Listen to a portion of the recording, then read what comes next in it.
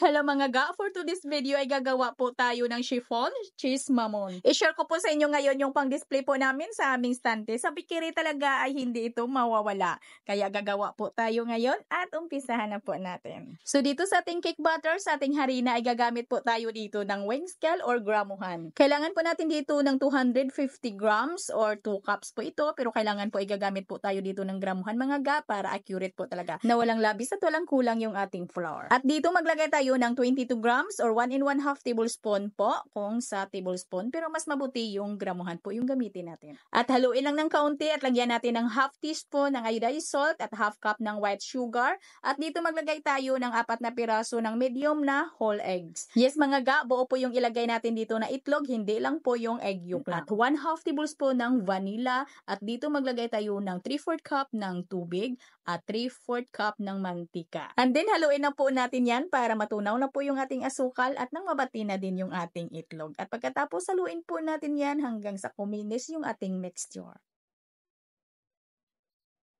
Para makasigurado po tayong walang bilog-bilog at makinis po yung ating mixture ay kailangan po natin itong salain ng isang bisis. At ito na po yung consistency ng ating mixture mga ga, ay isit aside lang muna natin ito. Dito naman po tayo sa ating mirang. So dito sa ating mirang ay kailangan natin ng 7 piraso ng egg white mula po ito sa medium na itlog at half teaspoon ng cream of tartar. At batihin lang po natin yan hanggang sa mag-create po siya ng medyo makinis na bubbles at pag ganito na ay ilagay na po natin yung ating 3/4 cup ng white sugar. At utay-utay lang po yung paglagay natin ng ating asukal. Sa paglagay dito ng asukal ay paikutin yung hand mixer, batihin at nang naramdaman na po natin na kumalat na po yung asukal na medyo natunaw na po ng kaunti ay saka na po na magdagdag naman ulit. Ulit-ulit lang hanggang sa maubos po na natin yung ating asukal. At para maganda talaga yung alsa ng ating egg whites, kailangan po yung bowl na paglalagyan po natin ng ating egg whites ay kailangan po ay dry po yan.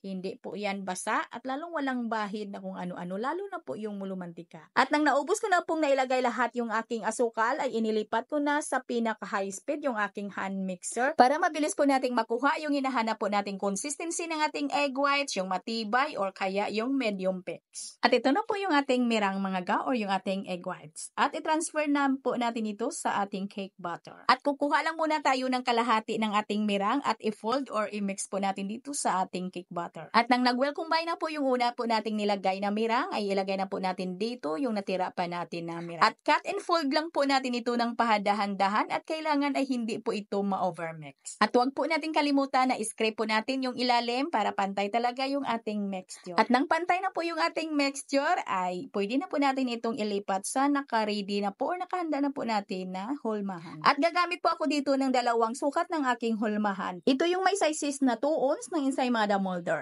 At mga ga, kahit hindi na po tayo dito magbanya ng shortening sa ating hulmahan, ay kusa po iyang tatanggal. Mabilis na po iyang tanggal. At pagkatapos nito mga ga, ay agad na po natin itong isalang at kailangan na mainit na po yung ating oven. Nakapag-preheat na po tayo bago po natin ito isalang. At lutuin lang po natin ito sa may preheated 170 degrees Celsius sa loob ng 35 minutos. At ga, depende din yan sa oven po ninyo ha.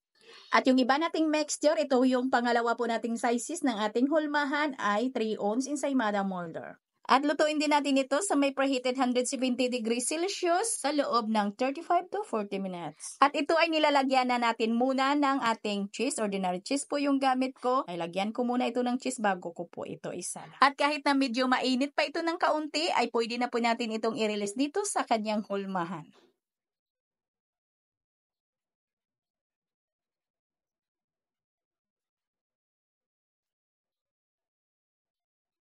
At lalo po itong mapadali paggamitan po natin ito ng stick. At banyahan ko itong mga ganang margarine dito sa ibabaw at kudkuran ko po yan ng cheese. Yung gamit ko po dito na cheese ay yung Deli Queso brand.